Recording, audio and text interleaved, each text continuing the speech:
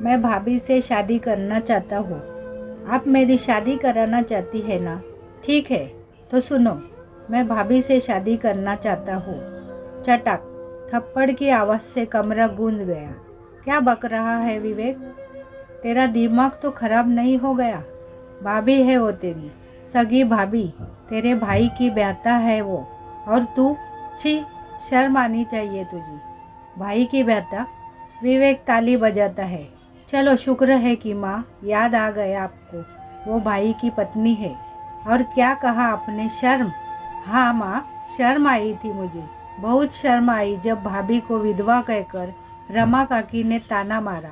बहुत शर्म आई जब शगुन के कामों में उन्हें विधवा कहकर सब दूर करते हैं। और उससे भी ज़्यादा शर्म तभी आती है जब मेरी माँ भी भाभी के साथ ऐसा बर्ताव करती है जैसे उनका पति नहीं मरा हो, कोई पाप हो गया है उनसे। विवेक, माँ ने चिल्लाया।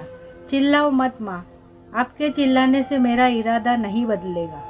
मगर विवेक, हमारे समाज में विधवा के लिए कुछ नियम, कुछ कायदे होते हैं और हमें उनको मानना चाहिए। विधवा शगुन के काम नहीं करती, अब शगुन होता है, पिता ने कहा। पापा, जब भाभी इस घर की बहू बनकर आई थी तो आपने उनके सिर पर हाथ रख के कहा था, बहू नहीं बेटी घर लाया हूँ। बेटी की तरह नाजों से रख रहे थे उनको, और भाई के जाते ही आज वही बेटी इतनी अपशगुनी हो गई। आप लोगों की सोच से मुझे घिन आ रही है। कुछ देर की खामोशी के बाद विवेक ने कहा, मेरा इरादा पक्का है पापा। ऐसा कहकर वह जाने लगा। तो ठीक है, आज से दिव्या को विधवा कहकर कोई नहीं पुकारेगा, और अगर किसी ने कहा तो मैं उसकी ज़बान खींच लूँगी। उसके साथ कोई भेदभाव नहीं किया जाएगा। मगर तू वही शादी करेगा जहाँ मैं कहूँगी। वाह माँ वाह, अब तो सौदा करने लगी। चलिए तो एक सौदा मैं करता हूँ। भाभी की दूसरी शादी होगी किसी अच्छे घर में, एक सभ्य लड़के से। उनका भविष्य संवारने की कसम खाई माँ। तेरे सर की कसम बेटा, जैसा तू चाहेगा वैसा ही होगा। तो ठीक है, भाभी की शादी के बाद आप लोग जहाँ कहेंगे मैं वहाँ शादी करूँगी। एक कोने में खड़ी दिव्या सिसकियाँ लेकर रो रही थी। विवेक कुछ कहता उसके पहले अपने कमरे में चली गई और अंदर से कमरा बंद कर लिया। विवेक दिव्या से बहुत कुछ कहना चाहता था, मगर वो भी चुपचाप अपने कमरे में चला गया। माँ पापा वही बैठे थे। रमेश अपने देखा ना विवेक किस तरह बात कर रहा था। उसने इस तरह मुझसे कभी बात नहीं की। और भाभी से शादी? नहीं मधु, जिसे उसने नज़र उठाकर ठीक से कभी देखा नहीं, वो दिव्या से शादी करना तो दूर, इसका ख्याल भी नहीं लाएगा। बच्चे बड़े हो गए हैं मधु। विवेक सही कह रहा है। जिसे बेटी बनाकर लाए थे उसका कितना तिरस्कार किया हमने, और वो पढ़ी लिखी आज के ज़माने की लड़की सब सह गई।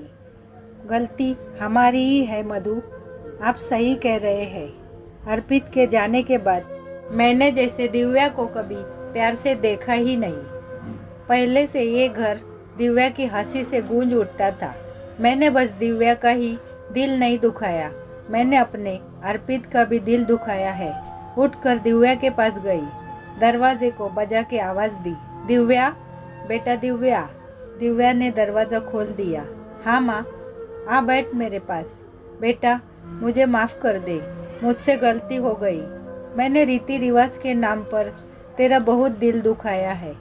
पीछे से पापा भी आ गए, मधु के साथ साथ। बेटा मुझे भी माफ़ कर दो, मैंने भी कोई कसर नहीं छोड़ी। बहुत बुरा बर्ताव किया तुम्हारे साथ। मैं हाथ जोड़कर, नहीं पापा, मैं आप दोनों से बिल्कुल भी नाराज़ नहीं हूँ, मुझे कोई शिकायत नहीं है। दिव्या ने बीच में ही रोककर कहा। माँ, अगर मैं कुछ मांगूँ तो दोगी मुझे? हाँ बेटा, आज इतने वक्त के बाद तो तू कुछ मांग रही है, मैं ज़रूर दूंगी। मांग बेटा। माँ, मैं शादी नहीं करना चाहती, अब मुझसे ये दोबारा नहीं होगा। मैं आज भी सिर्फ अर्पित से प्यार करती हूँ, मैं अर्पित को नहीं भूल पाऊंगी माँ। मैं इसी घर में आपकी बेटी बन के रहना चाहती हूँ। रोने लगती। मगर बेटा तेरी उम्र ही क्या है और हम लोग कब तक तेरा सहारा बने रहेंगे। एक दिन तो हमें भी जाना है।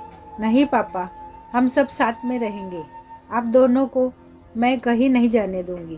कृपा कर मेरी शादी का विचार मन से निकाल दीजिए। ठीक है बेटा, जैसा तुम चाहो। अब तुम आराम करो, आंखें पोंछ। ऐसा कहकर वो दोनों चले गए। तब तक विवेक की आवाज़ आई, भाभी मैं अंदर आ सकता हूँ। दिव्या ने कुछ नहीं कहा।